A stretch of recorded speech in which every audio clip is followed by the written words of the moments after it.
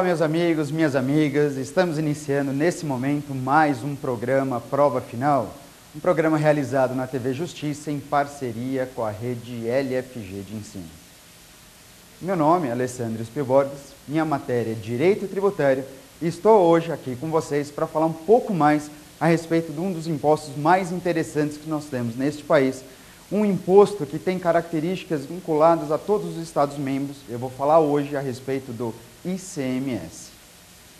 Mas você sabe, para a gente comentar um pouquinho mais a respeito desse imposto estadual, é necessário você lembrar como o nosso programa é dividido. Ele tem exatamente 3 grandes blocos. No primeiro bloco, então, o tema do dia de hoje, como eu havia antecipado, eu vou falar sobre esse imposto, especificamente sobre esse imposto estadual, o ICMS, para a gente descobrir essas características específicas e, por outro lado, bastante interessantes a respeito do imposto que acaba sendo bastante questionado em tudo quanto é prova, concurso e também no dia a dia. No segundo bloco, então, nós temos o Pergunte ao Professor, exatamente nesse momento onde eu vou responder a sua dúvidas a respeito do ICMS que são bastante enviados aqui para o nosso programa e, portanto, esse programa no dia de hoje é dedicado a você. E no terceiro e último bloco, enfim, o X da questão, para que então a gente possa avaliar como o ICMS costuma ser questionado não só em concurso, mas também e especialmente em exame de ordem. Meus amigos, minhas amigas, nosso programa só está começando. Daqui a pouco eu estou de volta para a gente falar mais a respeito do ICMS.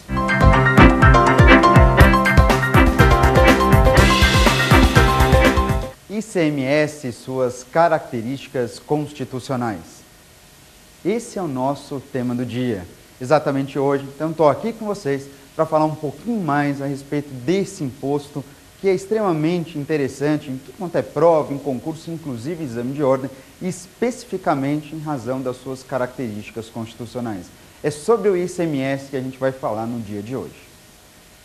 Meus amigos, o ICMS, entre os impostos estaduais, é um imposto de maior arrecadação, e, na verdade, chega muito próximo à arrecadação, inclusive, do imposto de renda, sendo que o imposto de renda, disparadamente, é o imposto que mais arrecada neste país, ainda que seja um imposto de competência da União.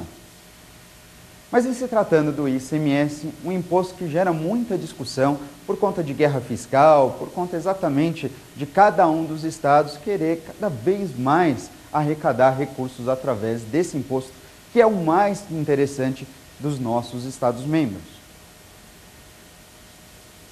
O ICMS, meus amigos, ele tem algumas características bastante interessantes que fazem com que você seja obrigado, inclusive, a comentar a respeito de um dos impostos municipais e, portanto, no dia de hoje, eu sou obrigado até mesmo a falar sobre o ISS, para que a gente possa entender com muita clareza e percepção o imposto estadual, que é algo exatamente do nosso tema do dia. Vou explicar melhor. Quando você fala a respeito de um imposto sobre serviços, é normal que você lembre a respeito do ISS. Então, você pensa, qual é o imposto que incide sobre os serviços? Natural, então, você lembrar sobre o ISS, o imposto sobre serviços esse que incide sobre quais serviços? Sobre serviços de qualquer natureza. Só que então vem a primeira pergunta. Bom, se o ISS incide sobre serviços de qualquer natureza, a Constituição Federal, por acaso, descreve e aponta quais são esses serviços tributados pelo ISS?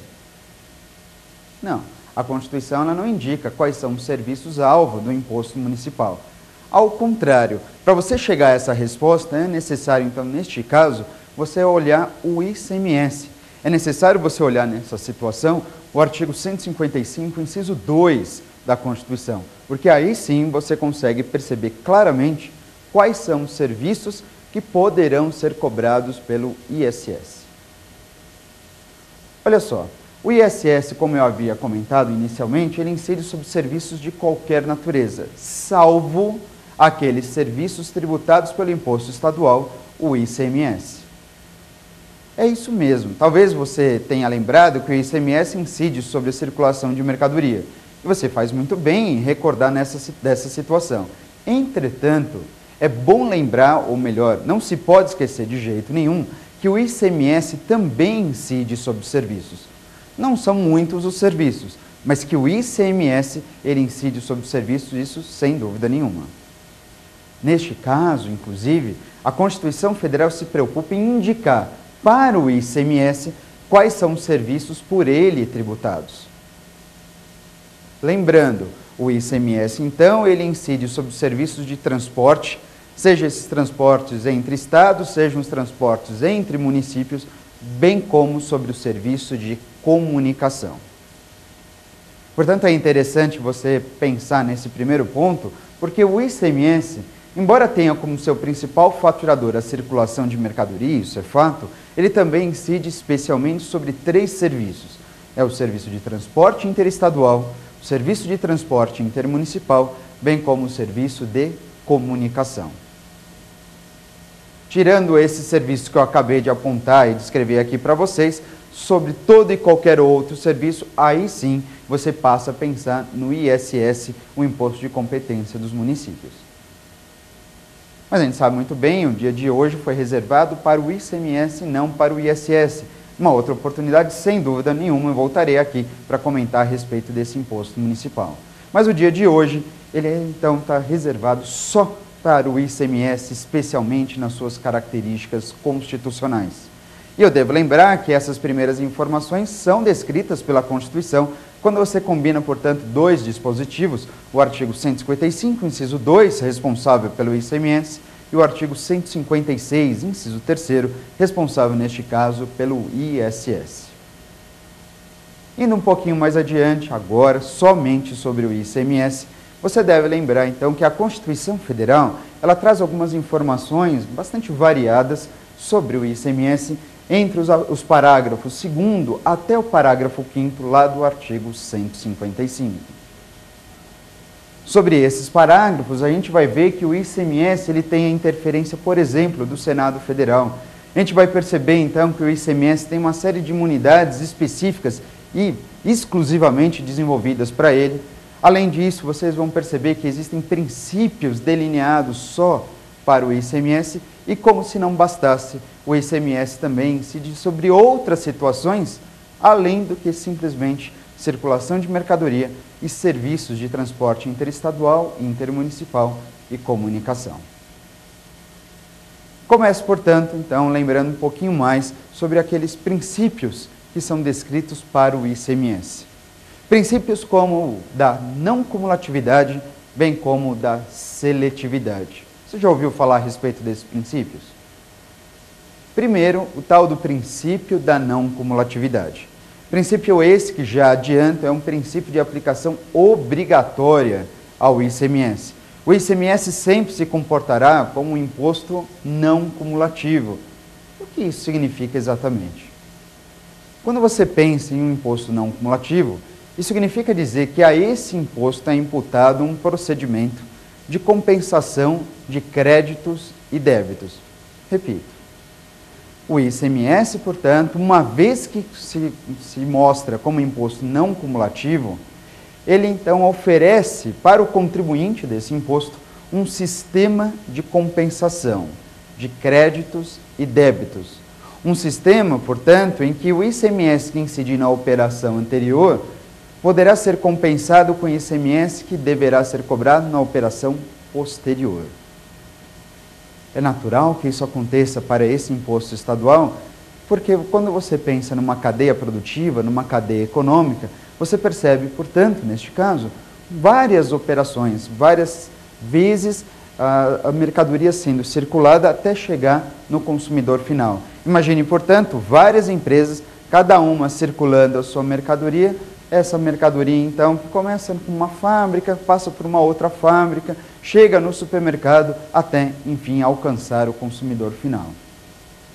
É muito comum numa cadeia produtiva, então, todos os envolvidos pagarem o imposto, mas o legislador constitucional, preocupado, então, com o impacto tributário que esse imposto poderia ter nessa última etapa, justamente naquela etapa que recai sobre nós mesmos, sobre o consumidor final, ele se preocupou em determinar que o ICMS seja um imposto não cumulativo.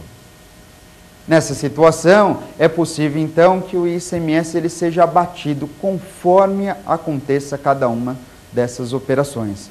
É exatamente esse abatimento que a gente chama de princípio da não cumulatividade, princípio esse que tem aplicação obrigatória para o ICMS.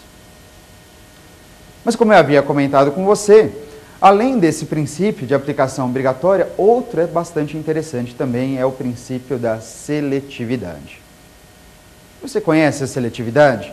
O princípio da seletividade diz respeito às alíquotas do ICMS, de modo que esse imposto ele terá alíquotas variadas, alíquotas selecionadas de acordo com a essencialidade do produto. É isso mesmo.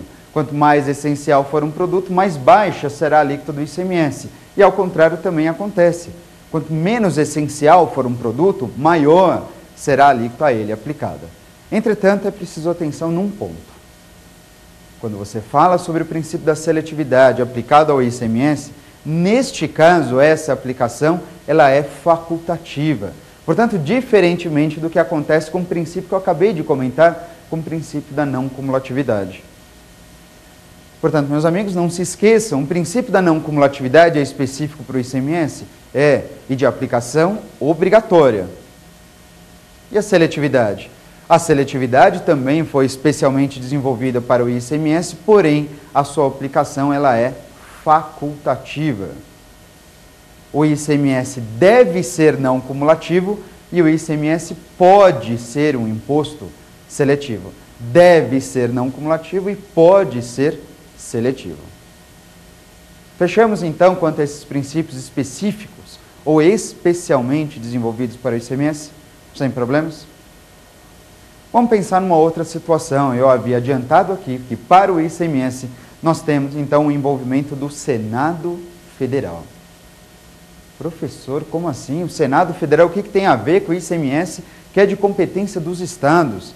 Acontece o seguinte, o ICMS é um imposto que naturalmente ele gera uma guerra fiscal muito grande, uma briga muito grande entre os estados-membros para ver quem mais arrecada o ICMS.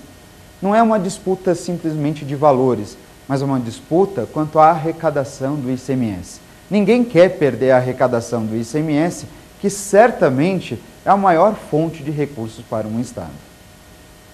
Neste caso, e preocupado com essa guerra fiscal, o Senado Federal, por determinação constitucional, ele é obrigado, por exemplo, a ele estabelecer, através de resolução, as alíquotas interestaduais deste imposto. É isso mesmo. Quando você observa uma operação interestadual de circulação de mercadoria ou mesmo de transporte, cabe ao Senado Federal e não aos estados determinar qual será a alíquota aplicável. Eu havia comentado com você que o ICMS, então, nessa situação, terá algumas alíquotas definidas através de resolução do Senado Federal. O Senado é obrigado a determinar a alíquota do ICMS que deve ser aplicada quando você estiver diante de operações interestaduais. Outro ponto curioso a respeito da obrigatoriedade do Senado Federal, a respeito então exatamente dessa responsabilidade do Senado Federal, é que segundo o texto constitucional, se você for bem observar, cabe também ao Senado Federal determinar qual é a alíquota do ICMS que deve ser cobrada numa operação de exportação. É claro, meus amigos, que isso muito provavelmente vai gerar uma surpresa muito grande. Afinal de contas, você deve lembrar que o ICMS não incide na exportação. E ora, se o ICMS não incide na exportação, vem o questionamento natural neste caso. Por que o Senado Federal deve determinar a alíquota do ICMS numa operação na qual o imposto não precisa ser cobrado? Olha só que curioso isso. Eu estou apontando algo descrito lá no artigo 155, parágrafo 2º, inciso 4º da Constituição Federal. Digo mais, inciso 4º na sua parte final. E faço questão, então, de falar a respeito desse dispositivo, porque embora esteja essa regra lá delineada pela Constituição Federal, não é uma regra hoje em dia válida. Professor, espera aí, dá para explicar novamente isso? Sem dúvida. Eu estou comentando, então, a respeito do que está descrito no inciso 4º do parágrafo 2º do artigo 155 da Constituição Federal. Nesse inciso 4º, nós temos duas informações bem interessantes sobre o ICMS. Primeiro, a respeito da responsabilidade do Senado Federal em determinar a alíquota do ICMS para as operações interestaduais. Essa regra está valendo. A segunda informação, no mesmo dispositivo, na parte final desse dispositivo, também é acerca da responsabilidade do Senado Federal, porém, neste caso, para determinar a alíquota do imposto numa operação de exportação. Ocorre que o ICMS não incide na exportação e, portanto, apesar de estar descrito isso na Constituição, de que cabe ao Senado Federal fixar a alíquota do ICMS nas operações de exportação, você pode afirmar, sem medo de errar, que essa parte final do inciso 4º do parágrafo 2º do artigo 155 encontra-se hoje em dia tacitamente revogada. Veja, eu não estou dizendo que tudo que está no inciso 4º do parágrafo 2º é revogado, não, que não vale mais. Apenas a parte final, apenas aquela parcela do enunciado que informa que cabe ao Senado Federal fixar as alíquotas do imposto nas operações de exportação. Essa não vale. Quanto à responsabilidade do Senado Federal fixar as alíquotas do ICMS nas operações interestaduais, essa está valendo sem dúvida nenhuma. Além disso, vale lembrar nessa situação que o Senado Federal ele tem outras responsabilidades. Ainda que de maneira facultativa, é bom então você também recordar que é responsabilidade do Senado Federal estabelecer as alíquotas do ICMS nas operações internas. Como assim, operações internas? Operações internas agora, quando você pensa em transporte entre municípios realizados, naturalmente, dentro de um mesmo estado, ou então circulação de mercadoria dentro de um mesmo estado. Isso é uma operação interna. E quando você pensa na operação interna, de acordo com o texto constitucional, cabe ao Senado Federal, ou melhor, pode o Senado Federal estabelecer as alíquotas máxima e mínima do ICMS nessas operações. É isso mesmo que você ouviu falar. O ICMS, então, ele terá suas alíquotas internas, pelo menos os limites para as alíquotas internas definidas pelo Senado Federal. A alíquota máxima e a alíquota mínima do ICMS nas operações internas poderão ser estabelecidas pelo Senado Federal. Percebe? Não é o Senado Federal que vai escolher a alíquota do ICMS numa operação interna, mas pode ele fixar limites máximos e mínimos para as alíquotas do ICMS que incidirão sobre esse tipo de operação. Aliás, aproveitando e trazendo a última característica interessante do Senado Federal nessas operações, segundo a Constituição, por regra, as alíquotas internas do ICMS, as alíquotas do ICMS, então, que recaem dentro de uma operação realizada no mesmo estado, a rigor, as alíquotas internas devem ser maiores se comparadas às alíquotas interestaduais. É uma regra definida pela Constituição Federal, em que é preciso observar se a alíquota interna do ICMS é ou não maior do que a alíquota interestadual. Tudo bem, essa é uma regra que pode comportar algumas exceções, sem dúvida nenhuma, mas aqui em sede constitucional é sempre bom ficar atento a essa informação. Bom, outras características muito curiosas sobre o ICMS você consegue notar agora no inciso, por exemplo, no inciso 9º do parágrafo 2º do artigo 155. Lá, meus amigos, a gente vai encontrar as outras hipóteses de incidência do ICMS. Exatamente, além do ICMS incidir sobre operações de circulação de mercadoria, como também sobre transporte interestadual, transporte intermunicipal e comunicação, o ICMS incide sobre outras hipóteses de incidência. Melhor, o ICMS ele comporta outras hipóteses de incidência. Estou dizendo aqui então que você consegue notar que o ICMS incide também sobre operações de importação, como ainda por cima, o ICMS incidirá também sobre serviços. Além desses serviços que eu comentei, transporte interestadual, intermunicipal e comunicação, o ICMS pode incidir sobre outros serviços. E neste caso chama atenção, primeiro, para o ICMS importação. O ICMS, sem dúvida nenhuma, deve ser cobrado numa operação de importação, lembrando que neste caso é irrelevante se você é contribuinte habitual do imposto ou não. Ou seja, professor, eu fiz uma operação de importação na vida Bom, eu não sou comerciante, eu não estou importando para revender. Mesmo assim, eu sou obrigado a pagar o ICMS? Segundo o atual texto da Constituição, sem dúvida. Além disso, vale a pena lembrar que o ICMS incide sobre outros serviços, mas neste caso é preciso muito cuidado. Porque embora eu possa afirmar que possa ser bastante contundente, indicar para você que o ICMS incide sobre outros serviços, 2 requisitos são necessários neste caso para você cravar a incidência do imposto estadual. Para o ICMS incidir sobre outros serviços, além do serviço de transporte interestadual, intermunicipal e comunicação, é preciso, primeiro, que esse serviço não seja alvo do ISS, sob pena de bitributação, e segundo, é preciso que esse serviço seja necessariamente acompanhado do fornecimento de mercadoria. Portanto, eu repito, para o ICMS incidir sobre outros serviços, além do transporte interestadual, intermunicipal e serviço de comunicação, 2 requisitos você precisa identificar. Primeiro, que esse serviço não seja tributado pelo ISS e segundo, que esse serviço seja acompanhado necessariamente de uma mercadoria.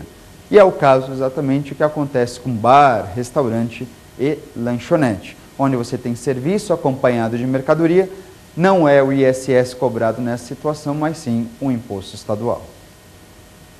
E aqui, meus amigos, para eu fechar essas características constitucionais a respeito do ICMS, quero lembrá-los a respeito das imunidades descritas e especificamente desenvolvidas para o ICMS. São especialmente 4 imunidades, onde então você pode afirmar sem medo de errar que o ICMS não incide numa operação de exportação.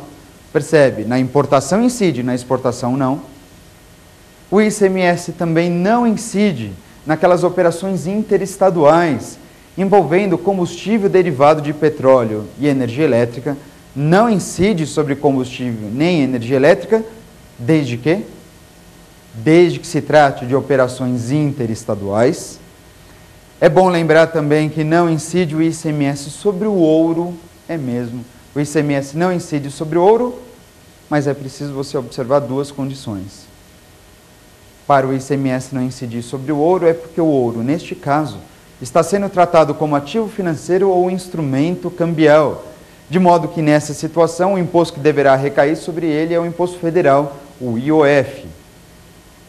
E para completar, a última imunidade sobre o ICMS, bastante interessante, é aquela então que vislumbra, que descreve que o imposto não deverá ser cobrado sobre os canais de radiodifusão sonora, nem sobre aqueles canais de sons e imagens que sejam de recepção livre e gratuita. Você consegue encontrar então as principais imunidades do ICMS lá no artigo 155, parágrafo 2º, inciso 10 da Constituição Federal. É bom anotar esse dispositivo, porque a imunidade sobre o ICMS é um dos temas mais questionados em tudo quanto é prova que a gente tem nesse país. Portanto, meus amigos, essas foram as considerações, as características constitucionais sobre o ICMS. Daqui a pouco eu estou de volta para a gente saber um pouquinho mais sobre esse imposto, em vista das dúvidas encaminhadas sobre o ICMS aqui para mim. Daqui a pouco eu estou de volta, me espera aí.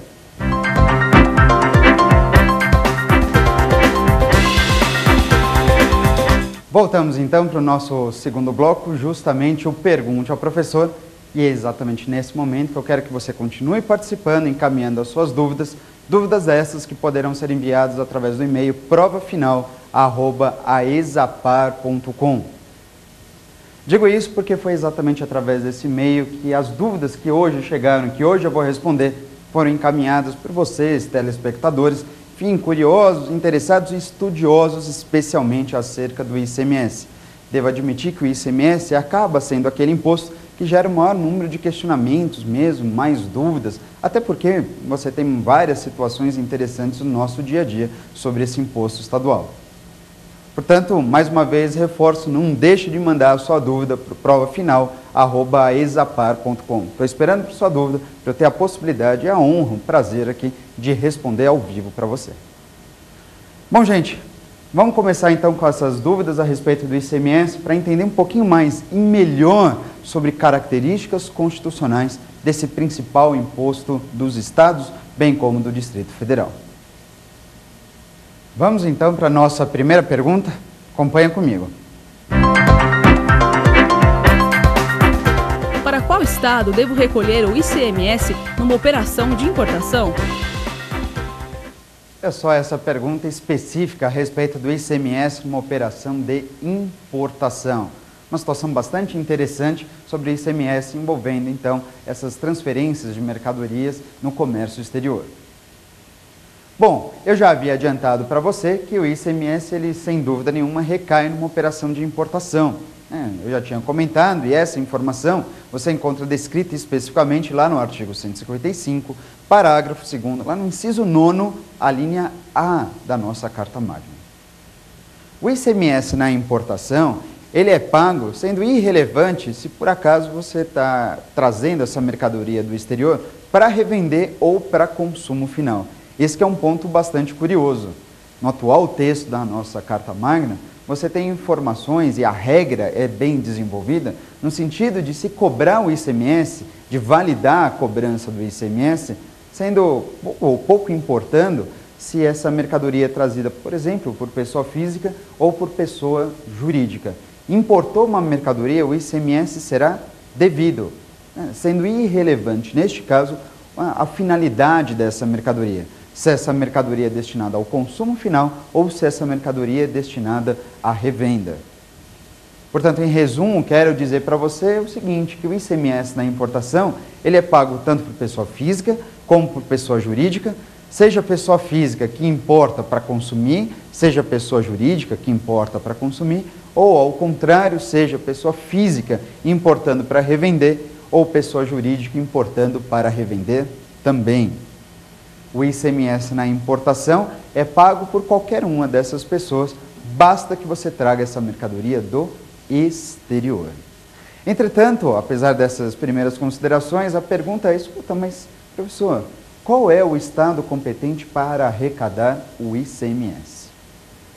Bom, o estado competente para arrecadar o ICMS, basta você observar no texto da Constituição, ele é bastante incisivo neste caso, dizendo: o estado que deve arrecadar o ICMS sempre será aquele estado local de destino da mercadoria. É isso mesmo. O que você precisa avaliar, então, é para qual estado essa mercadoria que vem do exterior está destinada. Essa mercadoria, por exemplo, ela pode chegar pelo Porto de Vitória, no Espírito Santo, mas ser destinada, por exemplo, para o estado do Mato Grosso. E aí, qual é o estado que deve arrecadar o ICMS na importação? É o estado do Mato Grosso. Mas espera aí, professor, a mercadoria chegou pelo estado do Espírito Santo. E é lá que essa mercadoria tem que ser desembaraçada. Não é naquele momento que eu pago o ICMS? É naquele momento que você paga o ICMS. Mas o ICMS, embora pago naquele momento, é devido para o estado de destino da mercadoria. Portanto, quero deixar bastante claro e peço para você tomar cuidado com o teor da súmula 661 do Supremo Tribunal Federal, súmula 661. Tem de interessante nessa súmula. Essa súmula é plenamente válida e informa que o ICMS ele é devido na ocasião do desembaraço aduaneiro. É isso. O ICMS você tem que pagar no momento do desembaraço, para desembaraçar. Você paga no desembaraço, ou seja, você paga o ICMS naquele instante em que a mercadoria se encontra no estado por onde ele chega no nosso país. Você paga naquele momento, mas você recolhe o ICMS para o estado local de destino da mercadoria. Percebe que são informações diferentes. Portanto, para deixar bastante claro e fechar essa questão do ICMS na importação, lembre bem, a súmula 661 do STF ele é plenamente válida. Ela informa, então, em que momento o ICMS na importação é devido. Ela não vai dizer para quem o ICMS é devido. A súmula 661 diz, então, em que instante o ICMS na importação deverá ser recolhido. Porém, a súmula 660, a 660, você afasta. A súmula 660 do STF, hoje em dia, já não vale mais. A 660, não. Válida é a súmula 661 do Supremo Tribunal Federal. Ficou claro, então? Vamos para a nossa próxima pergunta? Acompanha comigo.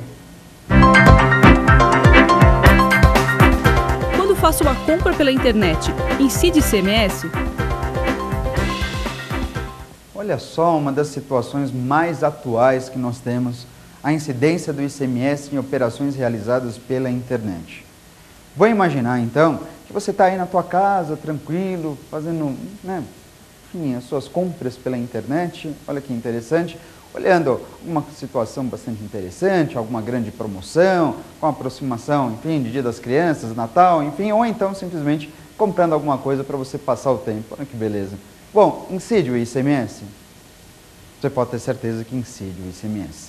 Deve incidir o ICMS, e aí o ponto crucial neste caso é se essa mercadoria ela vem de outro estado.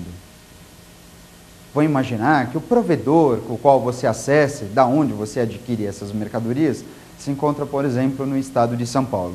O provedor, então, que oferece todas essas promoções e vende essas mercadorias, se encontra no estado de São Paulo. Mas vou imaginar que você está acessando esse provedor aí do estado de Pernambuco. Como é que fica a incidência do ICMS? Bom, uma coisa é fato, você está diante de uma operação interestadual. Então é uma operação interestadual porque a mercadoria vai sair do estado de São Paulo direcionada ao estado de Pernambuco. É uma operação interestadual. E como eu havia comentado, o ICMS incide em operações interestaduais, alíquotas essas, inclusive, que deverão ser definidas pelo Senado Federal através de resolução. Então está tudo muito bem amarrado, está tudo bem alinhavado, e essas informações são descritas pela Carta Magna. Incide ICMS em operações interestaduais, cujas alíquotas, inclusive, são definidas através de resolução do Senado Federal. A pergunta é, neste caso, se incide o ICMS, esse imposto ele deverá ser recolhido para qual estado? Para o estado de São Paulo, que é de onde a mercadoria sai, ou será que para o estado de Pernambuco, que é para onde a mercadoria será destinada? Muito cuidado com essa situação, porque ela difere do que acontecia no ICMS em importações. Eu comentei na primeira pergunta sobre o ICMS na importação e fui muito incisivo ao afirmar que o ICMS numa operação de importação é devido ao estado local de destino da mercadoria. Está absolutamente certo na operação de importação. Mas em operações interestaduais, como é que funciona? Bom, em operações interestaduais, o ICMS ele deve, a rigor, ser arrecadado, pelo menos preferencialmente, para o estado produtor e não para o estado consumidor. Em operações interestaduais, segundo as atuais regras descritas pela Constituição, o estado que acaba sendo privilegiado é sempre o estado produtor, em detrimento do estado consumidor. Por isso quero dizer que nesse exemplo que eu indiquei, que eu ilustrei, uma operação que sai a mercadoria de São Paulo encaminhada para o estado de Pernambuco, o estado que deve recolher esse imposto é o estado de São Paulo, o estado produtor. Nessa situação, se é uma operação simples de compra de mercadoria realizada por um consumidor final localizado no estado de Pernambuco, então o ICMS será arrecadado pelo estado de São Paulo, que é de onde a mercadoria sai, é o chamado estado produtor. O ICMS é recolhido para o estado de São Paulo sob a alíquota interna em vigor nesse estado produtor. Não se recolhe absolutamente nada para o estado de Pernambuco, que é o estado consumidor, não nessa situação em que a operação é realizada por alguém que está lá em Pernambuco, adquirente da mercadoria e adquirente como consumidor final. Para deixar bem claro, então, em operações realizadas pela internet, não esquece. Incide ICMS? Incide ICMS. Privilegiando a rigor qual o estado? O estado consumidor ou o estado produtor? O estado produtor. E qual é a alíquota que deverá ser cobrada? Neste caso, incide a alíquota interna para o estado de origem. Incide a alíquota interna para o estado de origem. No meu exemplo, a alíquota interna para o estado de São Paulo. Ficou claro? Tudo bem? Não vai esquecer, ICMS em operações realizadas pela internet. A rigor, então, o imposto deverá ser recolhido para o estado de origem. Bom, vamos lá então para mais uma pergunta. Acompanha comigo nossa terceira dúvida do dia de hoje. Por que o ICMS é chamado de imposto indireto? Olha só, o ICMS sendo constituído aqui ou caracterizado como tributo indireto. Por que o ICMS de fato é assim denominado, como tributo ou imposto indireto. É uma situação muito interessante e existe de fato uma classificação, especialmente dos impostos, entre impostos diretos e impostos indiretos. E aí eu explico para você. Bom, o imposto direto é aquele imposto que, a rigor, ele tem a sua carga tributária, na verdade, recaída sobre o próprio contribuinte, sobre a própria pessoa que pratica o seu fato gerador. Quero dizer, então, que no imposto direto, quem assume o encargo econômico é a mesma pessoa que pratica o fato gerador do imposto. Então, vamos imaginar, a rigor, um imposto de renda. Você aufere renda, eu aufiro renda, bem, então quem tem que pagar o imposto de renda somos nós mesmos. Sou eu que aufiro renda, eu recebo o meu salário, então tudo bem. Se eu recebi o meu salário, fui eu que pratiquei o fato gerador do imposto e, portanto, eu que deverei arrecadar esse imposto, ou melhor, arrecadar não, desculpa, eu que deverei, neste caso, pagar o imposto correspondente. Quando isso acontece, você está diante de um tributo direto, em que o contribuinte desse imposto, ou melhor, aquela pessoa que pratica o fato gerador, é a mesma pessoa que assume o encargo financeiro da tributação. Por outro lado, nós temos então os chamados impostos indiretos. E nos impostos indiretos é bem interessante você verificar que você percebe a presença não de um contribuinte, mas de dois contribuintes. Professor, como assim dois contribuintes? Mas só não existe um contribuinte? Não é aquele que pratica o fato gerador? A rigor é assim. Quem pratica o fato gerador é exatamente identificado como contribuinte nos termos do Código Tributário Nacional. Mas quando você está diante de um tributo indireto, você percebe a presença de dois contribuintes. O chamado contribuinte de direito e o contribuinte de fato. Contribuinte de direito e contribuinte de fato. E como discriminar cada uma dessas figuras? Contribuinte de direito é realmente aquela pessoa que pratica o fato gerador. Esse é o contribuinte de direito, quem pratica o fato gerador. Mas e o contribuinte de fato? O contribuinte de fato é aquela pessoa que não pratica o fato gerador, mas que acaba assumindo o encargo financeiro desse imposto. Percebe que é exatamente isso que acontece no ICMS? Se eu perguntar para você, quem é o contribuinte de direito do ICMS? Quem pratica o fato gerador do ICMS? Olha, professor, quem pratica o fato gerador do ICMS é o comerciante. Pois é o comerciante, é ele que pratica o fato gerador. Ele é o contribuinte de direito. Por outro lado, você está cansado de saber que, embora você não tenha nenhuma relação com o ICMS, você, como consumidor final, ao adquirir uma mercadoria, você sabe muito bem que faz parte do preço dessa mercadoria o valor do imposto que recaiu nessa operação.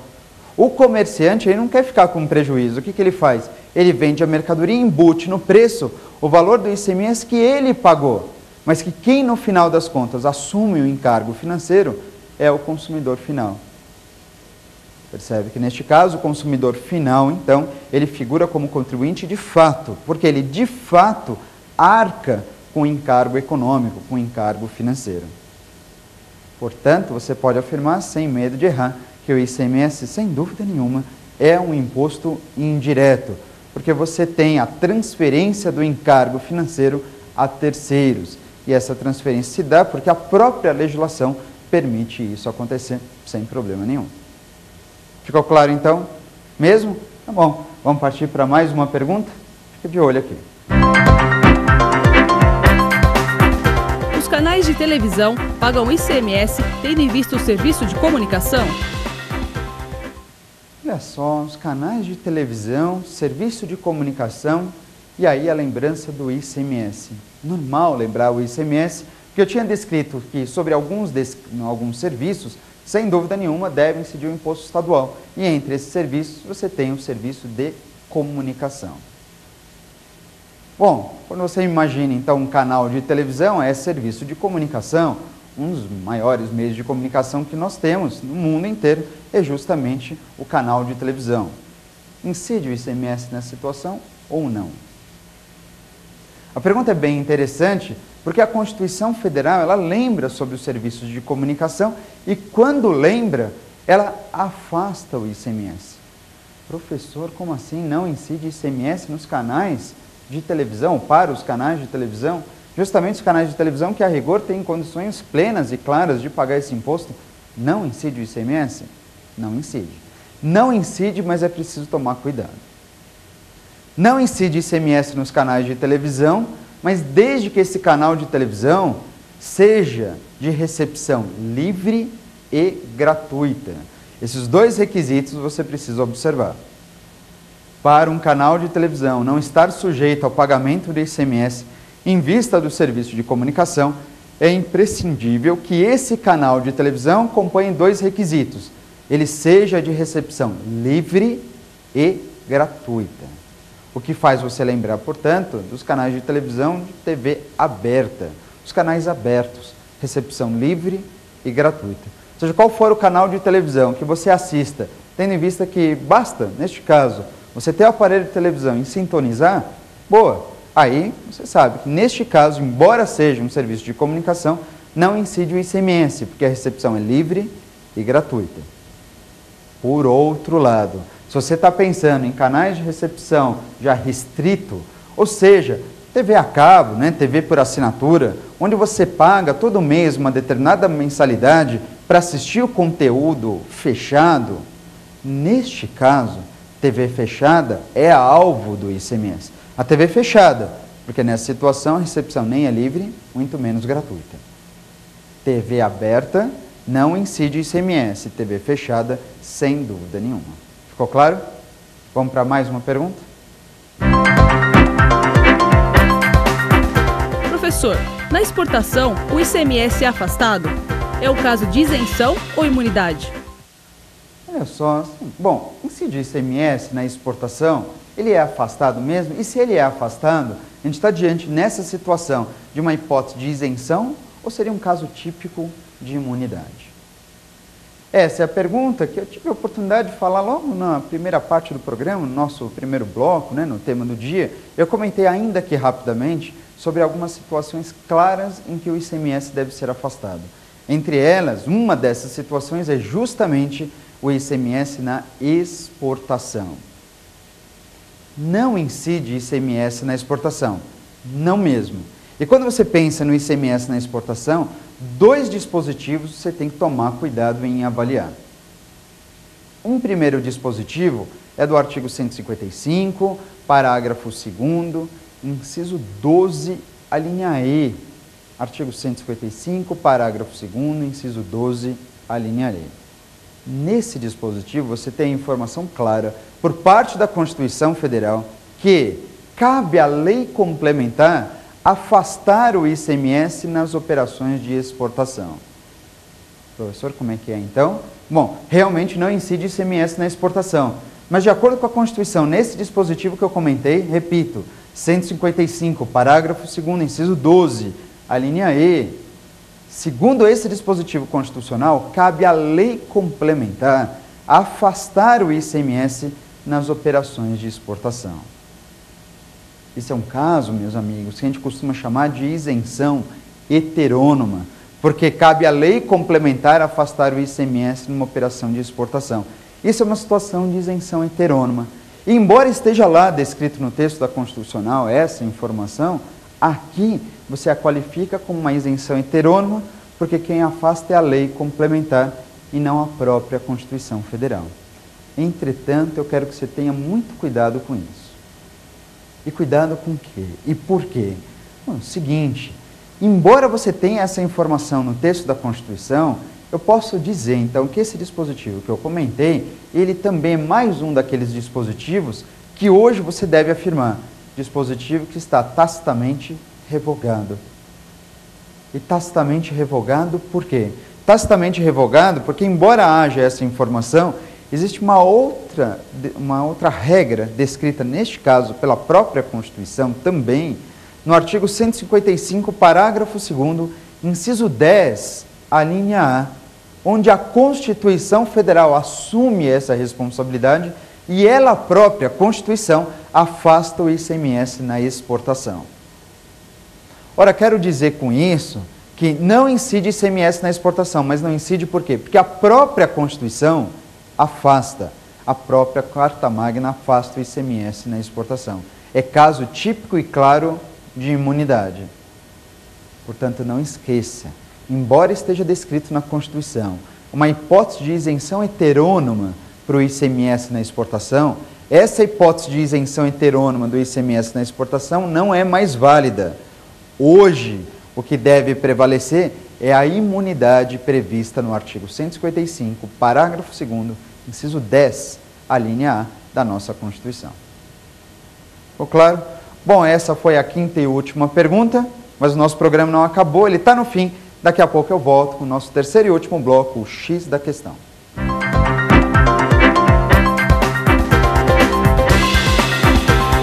Voltamos então, meus amigos, para o nosso terceiro e último bloco, justamente o X da questão, onde tem 2 testes selecionados aqui de exame de ordem para você verificar como que o ICMS costuma ser exigido, se é possível então envolver com outros temas relacionados à nossa Constituição Federal.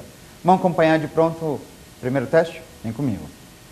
Olha só, o primeiro teste caiu no ano de 2009, o primeiro exame do ano de 2009, dizendo assim: aos estados se reconhece a competência tributária para instituir, letra A, o imposto sobre prestação de serviços de qualquer natureza, caso o município se omita no exercício de sua competência, letra B, o imposto sobre a prestação de serviços de transporte de carga no âmbito intermunicipal e interestadual, letra C, contribuição de iluminação pública, ou então letra D, contribuição previdenciária cobrada de pessoas jurídicas estabelecidas em seu território para o custeio do regime previdenciário dos servidores públicos estaduais. Bom, o que acharam desse primeiro teste? Um teste bastante objetivo nessa situação, perguntando, escuta, anota aí qual das alternativas possui um tributo que é de competência estrita dos estados. Bom, devo lembrá-los aqui que, embora os estados possam cobrar contribuições sociais em relação à última alternativa, essas contribuições sociais só poderão ser exigidas pelos estados se cobrados dos seus próprios funcionários públicos. Então, o estado até pode cobrar contribuição previdenciária, mas não de qualquer pessoa, apenas dos funcionários públicos, afastando, portanto, a alternativa D. Afasta-se também, neste caso, a alternativa C, porque a contribuição de iluminação pública, embora seja de competência do Distrito Federal, não é de competência dos estados. A contribuição de iluminação pública é de competência dos municípios e do Distrito Federal. Os estados não entram na jogada. Bom, para finalizar, a gente fica entre 2 alternativas apenas, como é de praxe, né? Como é de costume, a alternativa A e a alternativa B. E entre essas 2 alternativas, você deve lembrar o seguinte, que embora o ICMS possa incidir sobre outros serviços, que eu comentei aqui com vocês, ele só pode incidir sobre outros serviços se esses serviços não forem tributados pelo ISS e, além disso, além de não serem tributados pelo ISS, esses serviços devem ser fornecidos ou devem ser prestados mediante o fornecimento de mercadoria. Portanto, neste caso, você afasta inclusive a letra A, ficando nesse teste a alternativa correta, a letra B. Acompanhe comigo novamente a leitura da letra B. Letra B diz o seguinte, então, compete aos estados instituir um imposto sobre prestação de serviços de transporte de carga no âmbito intermunicipal e interestadual. Bom, então, gente, não esqueça, o ICMS ele incide sobre serviços, mas quais serviços? Serviços de transporte interestadual, intermunicipal e também o serviço de comunicação. Deixou anotado nesse teste a alternativa correta, letra B de bola. Vamos para o próximo? Acompanha comigo. Vem cá. Segundo teste, agora do ano de 2008, o primeiro exame do ano de 2008, dizendo o seguinte, o Carlos, ele é proprietário de uma loja de máquinas fotográficas e ele está decidido a deixar de vender o produto e passar a oferecer serviços de assistência técnica e equipamentos fotográficos. Nessa situação, caso o Carlos de fato passe a oferecer somente esse novo serviço, ele deixará de pagar, letra A, o ICMS passará a pagar o ISS, ele deixará de pagar o IPI, passará a pagar o ICMS, deixará de pagar o IPI, passará a pagar o ISS, ou letra D, ele deixará de pagar o imposto de renda sobre o lucro real e passará a pagar o imposto sobre o lucro presumido. Bom, gente, é um teste, nesse caso, bastante interessante, mas convenhamos, um teste de resolução muito mais fácil e rápida. Por quê? O Carlos, neste caso, ele vendia máquinas fotográficas, ele está disposto nessa situação a passar a prestar um serviço de assistência técnica em relação a essas máquinas. Tá bom, então enquanto ele vendia as máquinas fotográficas e aparelhos relacionados a esse tipo de atividade, se ele vendia máquinas fotográficas, ele circulava a mercadoria, então ele pagava o ICMS. Só que a partir de agora, ele passará a prestar serviços técnicos, bem, conserto, enfim, manutenção dessas máquinas. Ele passará a prestar serviços. E se ele passa a prestar serviço, ele estaria sujeito, neste caso, ao pagamento do quê? ISS. Bom, gente, não tem dúvida nenhuma que nessa situação ele deixa de pagar o ICMS para passar a pagar o ISS. Ele vai mudar o ramo de atividade dele. Antes, comerciante, agora prestador de serviço. Então não há dúvida nenhuma, neste caso, a alternativa correta é letra A. Ele deixa de pagar o ICMS para passar a pagar o ISS, o imposto que recai sobre o serviço. Não tem nada a ver com o IPI, que uma das alternativas diz, na verdade duas alternativas, muito menos em relação ao imposto de renda. Não dá, com esses dados, para você afirmar se ele passa a pagar sobre o lucro real ou pagava sobre o lucro real e passa a pagar sobre o lucro presumido. Nenhuma dessas alternativas é condizente com as informações que você tem. A alternativa correta, repito, a alternativa A, onde ele deixa de pagar o ICMS e passa a pagar o ISS. Tudo bem? Fechamos então? Bom, meus amigos, minhas amigas, vocês que me acompanharam mais uma vez nesse programa Prova Final, agradeço demais a companhia de todos. Sem dúvida nenhuma, espero vocês em outras oportunidades aqui. Claro, se você quiser me procurar, estou lá no Twitter, no @leispielborges, no Facebook também, procura pelo meu nome, Alessandro Spielborges, será sempre uma satisfação poder te atender. Meus amigos, então, mais uma vez, muito obrigado pela participação, pela companhia, a gente se vê, até mais, tchau, tchau.